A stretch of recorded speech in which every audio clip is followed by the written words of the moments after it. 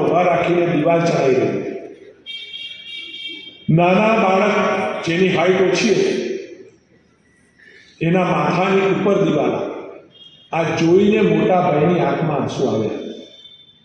રડવા. નાના ભાઈ કહે છે, મોટા ભાઈ કઈ બીક લાગી છે? રડવાની શું જરૂર છે? ત્યારે મોટાએ રડતા રડતા કહ્યું કે આ પૃથ્વી પર આવ્યો તો હું પહેલા. શહાદત તારી પહેલા થવી જોઈએ મારી, પણ મારી પહેલા શહાદત થશે તારી. એટલા માટે મારી આંખમાં આંસુ છે, કોઈ ડરના કારણે નથી. એ કુમારી કહેવાય છે ને, જોરાવર જોર સે બોલા, ફતેહસિંહ શોર સે બોલા, धरो ईटे भरो गारे, चीनो दीवारे हत्यारे, हमारी सांस बोलेगी, हमारी लाशें बोलेंगी, यह दीवार बोलेगी, हजारों बार बोलेगी, जो बोले सत श्री अकाल, जो बोले सो निहाल सत श्री अकाल. आ भाव साथे, आ कुमारी साथे आ बन्ने साहबजादाओए बलिदान आप्યું. જ્યારે આ મુગલોને કહેવાયું ને કે ભાઈ હવે આ બંનેનું તો બલિદાન થઈ ગયું, હવે હિન્દુ વિધિ અનુસાર એમની વિધિ થવી જોઈએ. મુગલ રાજાએ બંનેની જે લાશ કહેવાય, બંનેનું પાર્થિવ દેહ કહેવાય, એ એમને સોંપી. પરંતુ એ રિચ્યુઅલ્સ માટે, એ હિન્દુ વિધિ માટે જમીન ખરીદવાની. એમને હતું કે જમીન કેવી રીતે ખરીદી શકશે? ત્યારે ટોડરમલ જૈન નામનો એક વ્યક્તિ આગળ આવ્યો કે હું જમીન ખરીદીશ. આ જમીન ખરીદવાની કિંમત શું લગાવી ખબર છે રાજા? આ જમીન પર પાથરો ને એટલા સોનાના સિક્કા. આ 4 ગજ જમીન જો તમારે જોઈતી હોય, એટલા સોનાના સિક્કા પાથરો, ત્યારે આ જમીનની વેલ્યુ થાય. ટોડરમલે કહ્યું કે હું આ ચૂકવવા તૈયાર છું. એટલે રાજાએ શરત બદલી. પહેલા જમીન પર કોઈન આમ પાથરવાની જગ્યા પર હવે કહ્યું ઊભો કોઈન. ઊભા કોઈનથી જમીન જેટલી લઈ શકો સોનાની, એટલી જમીન તમને મળશે. ટોડરમલે બધું પોતાનું વેચીને પણ 7800 સોનાના કોઈન રાજાને એ સમયે ચૂક્યા. તમે વિચારો, આજ સુધીમાં જમીનનો સૌથી મોંઘો સોદો એ આ બલિદાની માટે થયો છે. આટલો મોટો સોદો આજે પણ પાર નથી કરતો. વર્લ્ડના કોઈ ખૂણે આટલી મોંઘી જમીન આજે પણ નથી. અરે આના 10મા ભાગની પણ વર્લ્ડના કોઈ ખૂણે જમીન નથી. 10મા નહીં, 100મા ભાગની પણ જગ્યા વર્લ્ડના કોઈ ખૂણે નથી. એ જમીનનો સોદો એ વખતે આ બલિદાનીઓ માટે થયો છે. આ પરંપરાના આપણે વાહક છે. આવા જે બંને બલિદાનીઓ છે, આ પરિવાર છે, આ શીખ સમુદાય છે કે જેને મુસ્લિમ આક્રાંતાઓ સામે ઝૂકવાની જગ્યા પર શહાદત પસંદ કરી. હું આમને વંદન કરું છું, અભિનંદન કરું છું. આજે પણ આપણે આમાંથી માર્ગદર્શન લેવાનું છે.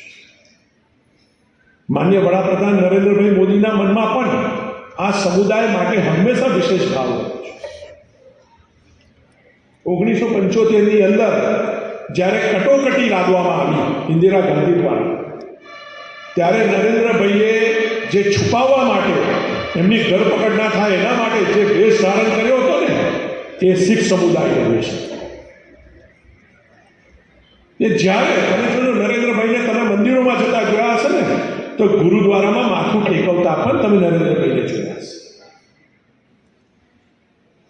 નરેન્દ્રભાઈના જ્યારે મુખ્યમંત્રી હતા કે આજે પ્રધાનમંત્રી છે, જ્યારે શીખ સમુદાયના ઉત્કર્ષની વાત હોય ને, તો નરેન્દ્રભાઈ હંમેશા આગળ રહ્યા છે. અફઘાનિસ્તાનથી ગુરુ ગ્રંથ સાહેબને પાછા લાવવાની વાત હોય કે પાકિસ્તાનની અંદર કરતારપુર કોરિડોર બનાવવાની વાત હોય ને, તો નરેન્દ્રભાઈએ હર હંમેશ શીખ સમુદાયને પ્રાધાન્ય આપ્યું છે.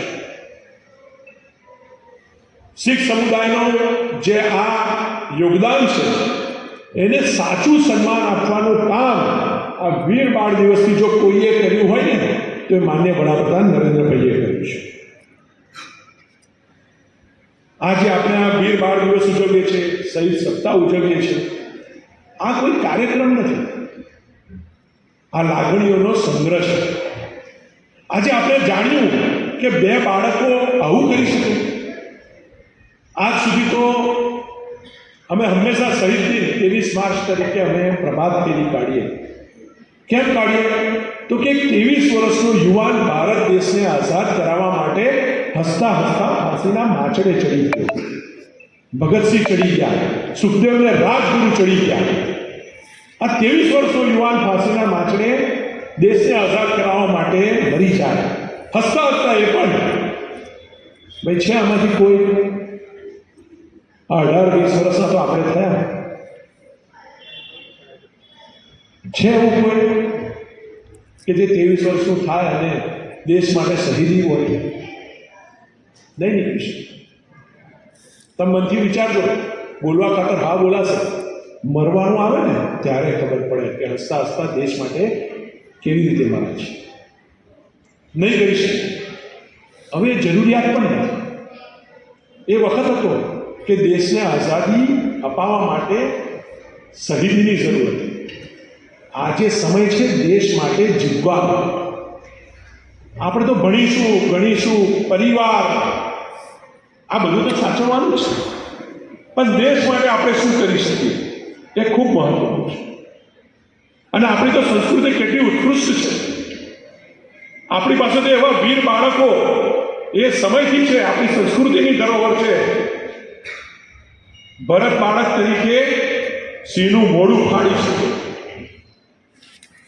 ભક્ત પ્રહલાદ, નચિકેતા, ધ્રુવ, આની વાર્તાઓ, આમની સ્ટોરીઝ આપણને ખબર છે કે એમને શું કર્યું છે. બાળકૃષ્ણ રૂપ આપણે જોયું છે કે એક બાળક કૃષ્ણએ શું કર્યું છે. આવી પ્રેરણાદાયક પ્રસંગો આપણને ખબર છે. આપણે તો એ સંસ્કૃતિના વાહકો છે.